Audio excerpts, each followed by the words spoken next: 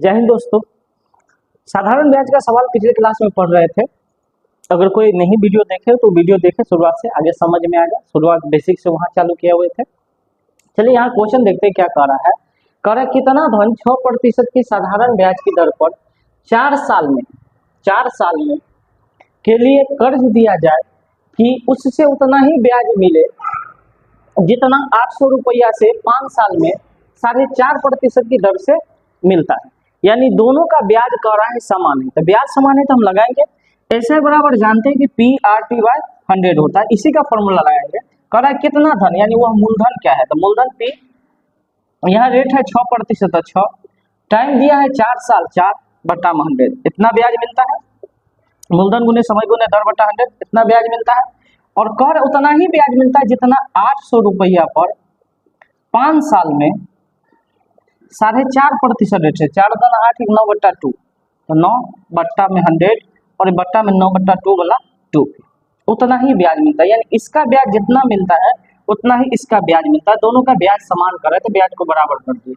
100 से 100 कट जाएगा, 4 से काटेंगे तो 212 में, फिर 2 से काटेंगे तो 112 में कटेगा, 3 से काटेंगे इसको, 3 तिया 9, 3 दूना 6 और 2 से काटेंगे यहाँ 50 पंचे 250, 250 तिया 750, यानी P बराबर 750 रुपया होगा। और यही इसका प्रिंसिपल है, यही इसका प्रिंसिपल है। चलिए नेक्स्ट क्वेश्चन पर चलते हैं, देखते हैं दूसरा क्वेश्चन। देखिए क्वेश्चन दूसरा देखते हैं। क्वेश्चन दूसरा क्या कर रहा है, किसी निश्चित धनराशि पर 6.4 वर्ष बाद साधारण ब्याज, यहाँ देखिए साधारण ब्याज धनराशि यानी मूलधन का 5/16 है। मूलधन का कह रहा है 5/16 था। ब्याज की वार्षिक दर क्या है, मतलब कह रहा है साधारण ब्याज जो है वो प्रिंसिपल का 5/16 है, तो धनराशि क्या है, अभी रेट क्या है, रेट ऑफ इंटरेस्ट पूछ रहा है कि रेट कितना दिया हुआ है, तो निकालेंगे।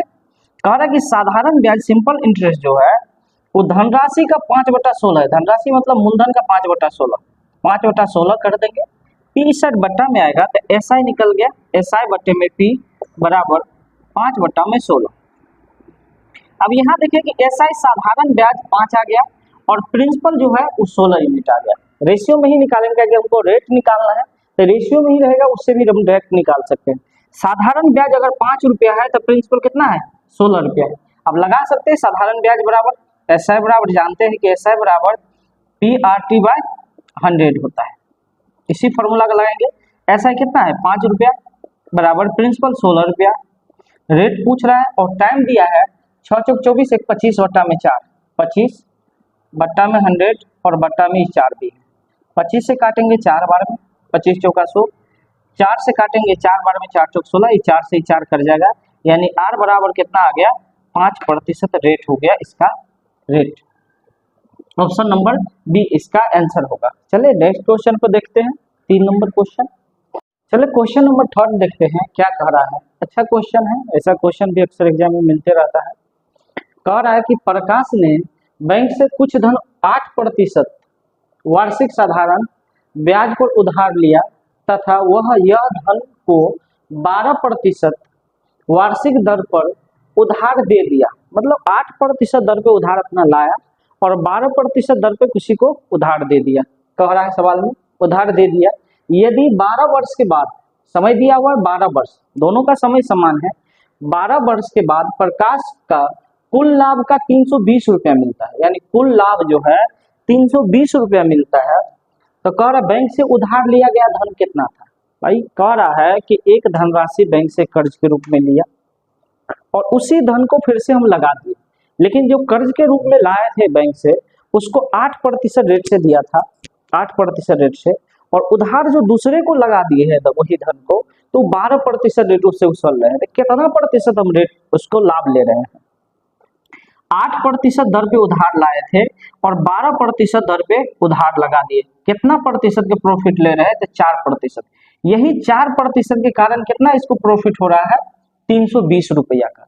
तो लगा देते हैं 4% के कारण।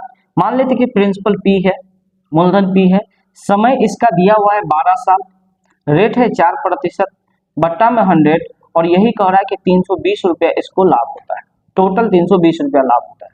इसको काटेंगे 4 अट्ठे 32 80 बार में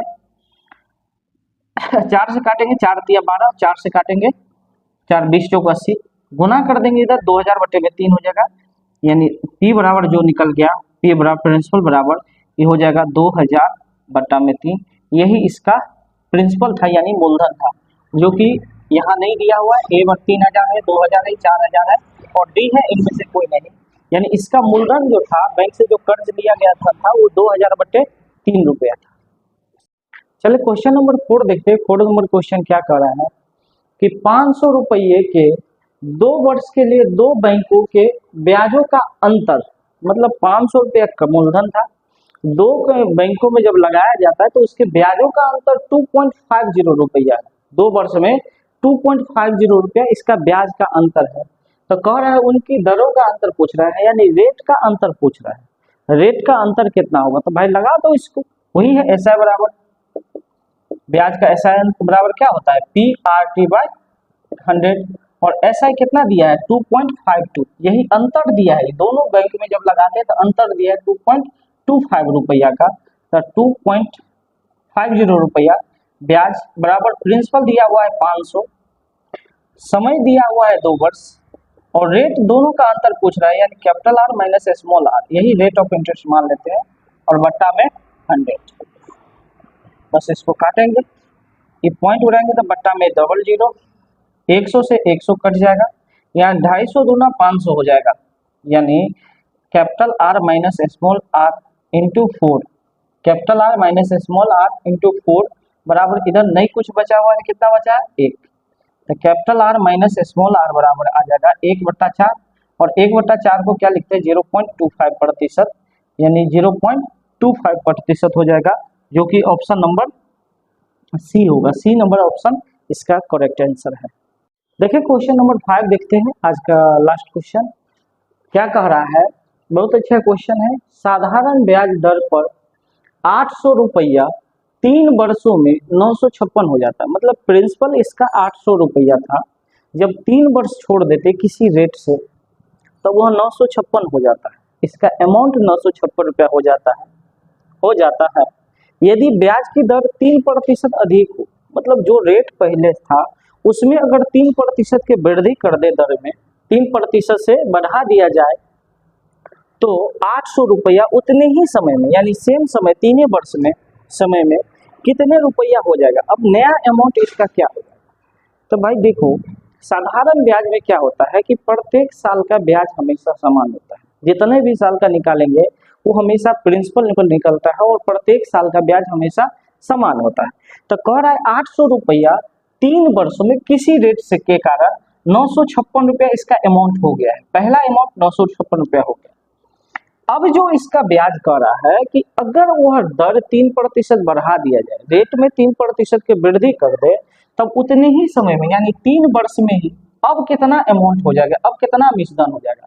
तो ये 3% जो बढ़ रहा है रेट, इसके कारण भी ब्याज का कुछ बढ़ेगा, तो इस पे ब्याज केवल निकाल देते हैं, यानी प्रिंसिपल कितना था 800 रुपया, समय दिया हुआ 3 वर्ष और रेट दिया है 3%, यही 3% के कारण कुछ ब्याज बढ़ेगा, जो फिर से इस मिश्रण में जोड़ देंगे तो नया अमाउंट आ जाएगा, बट्टा में 100, 2 0 से 2 0 कट जाएगा, ये नया अमाउंट आ गया।